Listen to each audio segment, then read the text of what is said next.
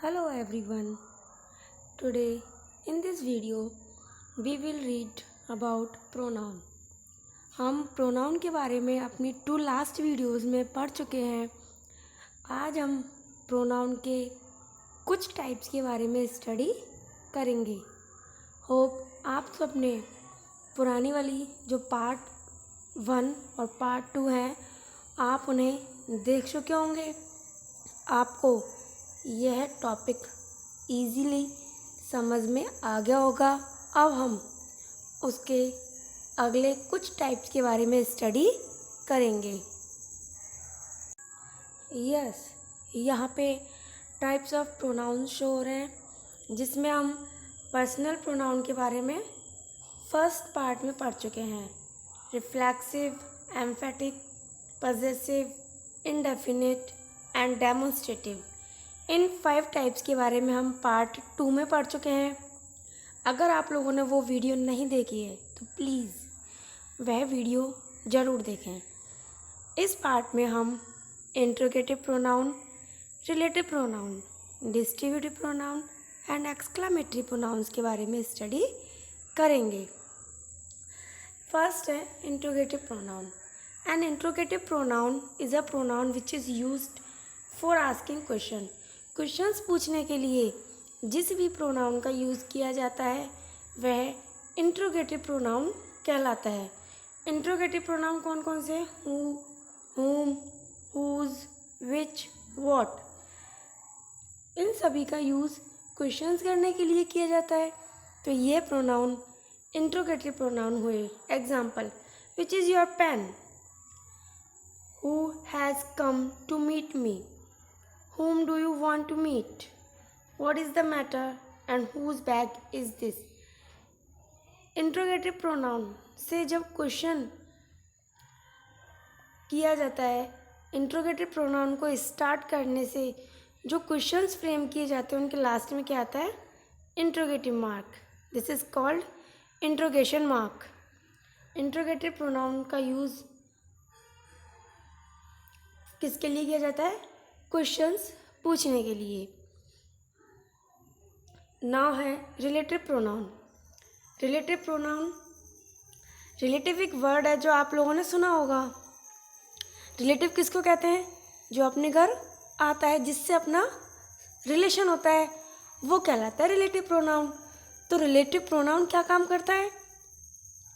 Relative pronoun भी अपने बाद जो सब्जेक्ट है उसको रेफ़र करता है, उससे रिलेशन बताता है.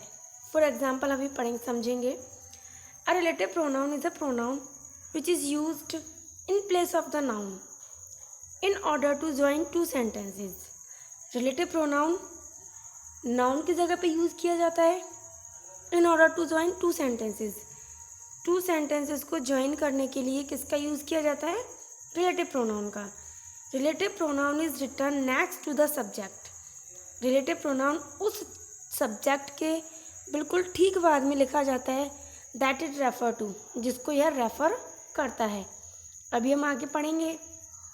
Who, whom, whose are use for people. इन सभी का यूज़ किसके लिए किया जाता है? पर्सन्स के लिए. विच का यूज़ किया जाता है एनिमल एंड थिंग्स के लिए. दैट का यूज़ किया जाता है लोग, पर्सन्स के लिए, एनिमल्स के लिए और थिंग्स के लिए. इट मीन्स दैट का यूज़ सभी के लिए कर सकते हैं. लेकिन विच का यूज़ केवल एनिमल और थिंग्स के लिए किया जाता है. हु, whom, whose का यूज़ किसके लिए किया जाता है? पर्सन्स के लिए. अब आप लोग ये सोच रहे होंगे यही हमने किस में पढ़े थे? इंट्रोगेटिव में. और यही किस में पढ़े थे? पढ़ रहे हैं अपन रिलेटिव प्रोनाउन में. लेकिन थोड़ा सा डिफरेंट है. इंट्रोगेटिव प्रोनाउन तब होता है जब वो क्वेश्चंस पूछने के लिए काम आता है और रिलेटिव प्रोनाउन तब होता है जब वो किसी के साथ रिलेशन बताने के काम आता है. For example, the boy who is honest is liked by all. तो किसके बारे में बता रहा है? Who is honest, boy. तो बॉय को रेफ़र कर रहा है हु. अगर ऐसे लिखते the boy is liked by all, he is honest, तो ही की जगह किसका यूज़ कर दिया? हु. तो दो सेंटेंसेस को ज्वाइन करने के लिए काम आया। तो रिलेशन बताया ना इसने, इन दोनों के बीच का रिलेशन बताया। तो क्या हुआ? रिलेटिव प्रोनाउन हुआ। दैट इज़ द मैन हुम आई सा। मैन का आई से रिलेशन बताया कि मैंने जिसको देखा ना, या वही व्यक्ति है। That is the man whose watch has been stolen. तो मैन से किसका रिलेशन बताया? वॉच का। The books which I bought from the book fair are of great help to me. The books, वे बुक्स जिन्हें मैंने खरीदा। तो बुक्स का और मेरा सब्जेक्ट का रिलेशन बता रहा है। तो क्या हो गया? रिलेटिव प्रोनाउन हुआ ना। अब देखो, I have lost the camera as camera that you gave me. मैंने उस कैमरे को खो दिया है जो तुमने मुझे दिया था।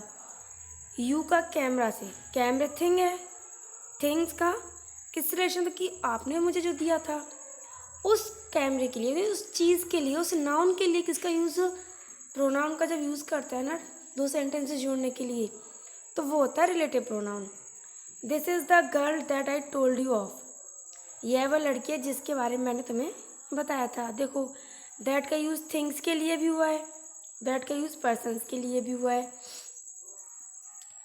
अगर जैसे टू सेंटेंसेस हो, the boy is liked by all, he is honest. तो ज्वाइन करने के लिए किसका यूज़ हुआ? हु का। That is the man I सा हिम। तो हिम प्रोनाउन है, लेकिन हिम की जगह पे किसका यूज़ किया?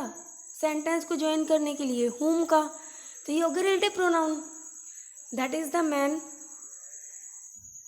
Whose watch has been stolen. That is the man his watch has been stolen. तो हिज की जगह किसका यूज़ हुआ? हुज का। रिलेशन बताया ना, दो सेंटेंसेस को ज्वाइन किया। The books are of great help to me which I bought from the book fair. ये दूसरा सेंटेंस हुआ। एक सेंटेंस ये हो गया, the books are of great help to me. दूसरा हो गया, which I bought from the book fair. तो विच की जगह अगर हम दैट का यूज़ करते तो वह भी कर सकते थे। आई have lost the camera that you gave me. मैंने उस कैमरे को लॉस्ट कर दिया जो आपने मुझे दिया था। कैमरा लॉस्ट होने वाली बात और देने वाली बात, इन दोनों सेंटेंसेस को ज्वाइन करने के लिए किसका यूज़ हुआ? दैट का। दिस इज़ द गर्ल, यह वह लड़की है। एंड सेकंड है, I told you of about her. About her की जगह किसका यूज़ कर लिया? दैट का। नाउ होप दैट कि आपको और इंट्रोगेटिव प्रोनाउन और रिलेटिव प्रोनाउन के बीच का डिफरेंस समझ में आ गया होगा। और अब हम डिस्ट्रीब्यूटिव प्रोनाउन के बारे में पढ़ेंगे। Distributive pronoun it means distribution, जो डिस्ट्रीब्यूट करे। The person which refer to the person और things one at a time, जो किसी एक ही व्यक्ति या वस्तु को बताए, are called distributive pronoun. They are always singular, वो हमेशा कैसे होते हैं? सिंगुलर होते हैं। डिस्ट्रीब्यूटिव प्रोनाउन होते हैं each, every one, either, neither. Each of the students, students में से सभी। Each one, one students get a prize. It means जितने भी स्टूडेंट थे ना, वन बाई वन सभी को क्या मिला? प्राइज मिला। Every one of the student was happy, students में से सभी खुश थे। Neither of two students can secure first position, इन टू स्टूडेंट्स में से किसी ने भी फर्स्ट पोजीशन नहीं गेट की, नहीं सिक्योर की। तो दोनों की बात हो रही है, तो किसका यूज़ हुआ? नाइदर का, क्योंकि दोनों में से किसी ने नहीं किया। लेकिन अगर मोर देन होता तो नन का यूज़ होता। Either of two will win the race, दो में से कोई एक, दो में से कोई एक। आपने देखा इन चारों सेंटेंसेस में सभी पर्सन्स की एक एक की बात हो रही है, एक एक के बारे में बात हो रही है कि सभी ने प्राइज गेट किया, सभी खुश थे। दोनों में से कोई फर्स्ट पोजीशन सिक्योर नहीं कर सका, दो में से कोई एक ही जीतेगा, यानी पर्टिकुलर पर्सन को रेफर कर रहा है, तो इसलिए ये सब क्या हुए, distributive pronoun. Now this is the last and only pronoun, exclamatory pronoun, और बहुत ही सिंपल है।